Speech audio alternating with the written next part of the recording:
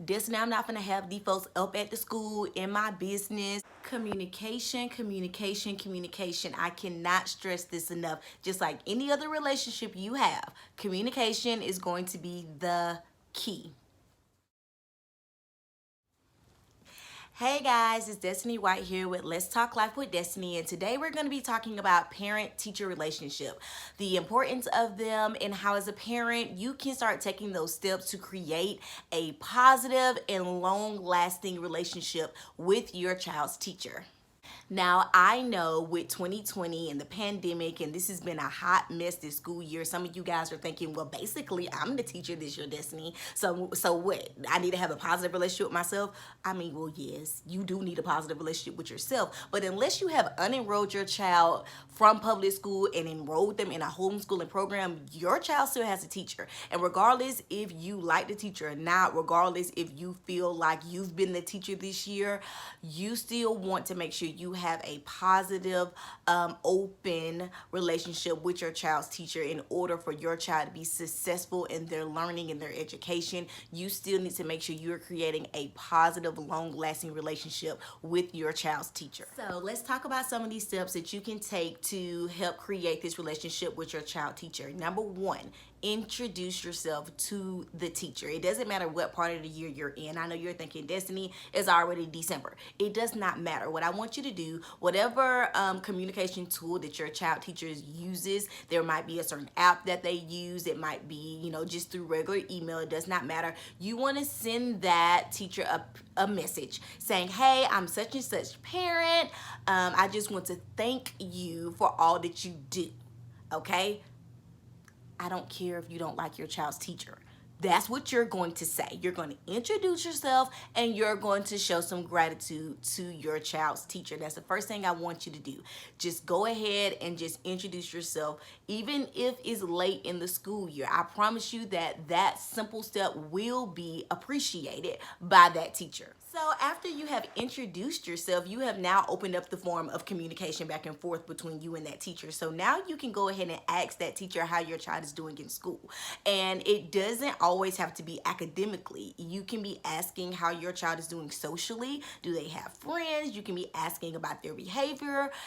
Are they respectful? Things of that sort. Naturally, their grades are going to come up in the conversation, but you want to make sure that you express your concern for your child as a whole and not just academically to that teacher. So now that you've introduced yourself, you can start asking them, how are they doing in school? The third thing you want to do is ask, how can you help your child in school? Now that you know how they're doing, if they have a deficit in any form, way, or fashion, whether that be behavioral, academic, or social, you can now ask that teacher, what can you be doing at home to help your child be successful in life? Because this is not just about school. This is not just about that specific grade that your child is in. It doesn't matter if they're a kindergartner, an 8th grade, or a senior in high school. You want to make sure that you're doing everything that you can to help your child be successful in life, in the long term, into their adulthood. What are some things that your child's teacher is seeing in your child at this age that you can go ahead and start watering, fostering, correcting to help them be successful long term in life? The fourth thing that I want you guys to get into the habit of doing is being open and transparent about anything going on at home that could be affecting your child while they're at school, whether it be their mental state, their behavior, their emotions, anything that could be distracting their focus. And I know, Lord Jesus, I already know what you're going to say. This now I'm not gonna have these folks up at the school in my business. What happens at my house stays at home. I know y'all already tell your child, don't go up at that school telling these folks our business. I know in your mind that is the right thing to do. Keep everything at home, in home. I understand that, but listen, anything that's going on that's going to affect your child's ability to go to school and learn, you need to be communicating that with your child's teacher. And I'm going to give you some examples because I don't want y'all to think that I'm telling you to write this long message to your child teacher spilling all of your family business. That's not what I'm asking you guys to do, okay? It can be as simple as your child didn't get enough sleep last night. As a teacher, I don't need to know why your child did not get enough sleep, but me knowing that your child did not get enough sleep, when they come into my classroom and they put their head down, I am more understanding, and I understand this child is tired. I don't know what's going on at home. That part is none of my business, but me knowing that they didn't get sleep lets me know why they're dragging their feet a little bit, maybe why they're not focusing as much as they usually do, if they have an attitude, because some of us, we have an attitude when we're tired. So just the parent letting me know first thing in the morning time, hey, I just want to let you know such and such did not get good sleep last night. That's going to, as a teacher, that opens up my mind to understand that child a little better that day. Communicating with your child teacher should be a proactive approach. What I mean by this, let's say y'all got a lot going on at home. Once again, as a teacher, what y'all got going on at home is not my business.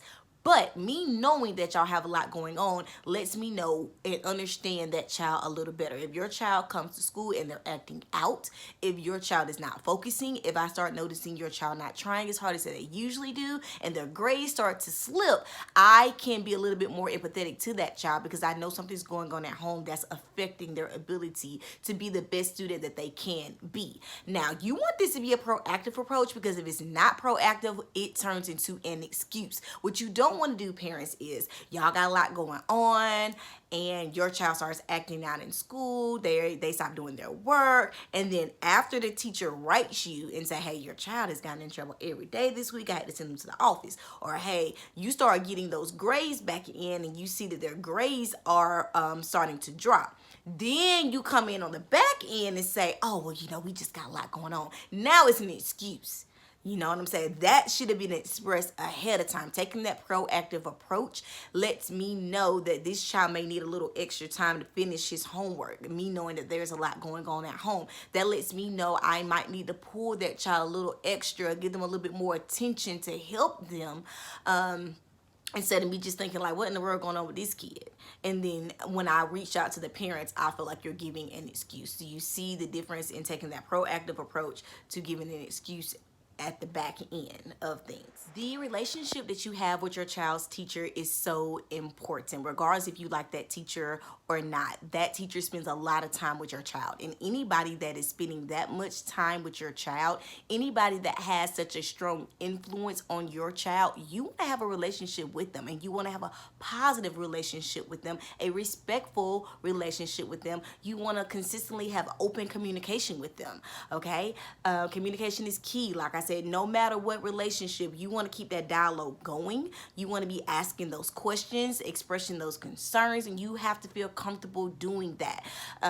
This video was just to give you guys just a few little steps to take to create that positive relationship with your child's teacher. I want to say it again, it does not matter when you start these steps. Yes, it's December. You may start in January. That does not matter. It does not matter if you have an elementary child, someone in middle school, or if your child is a senior in a high school. That relationship with that teacher still matters.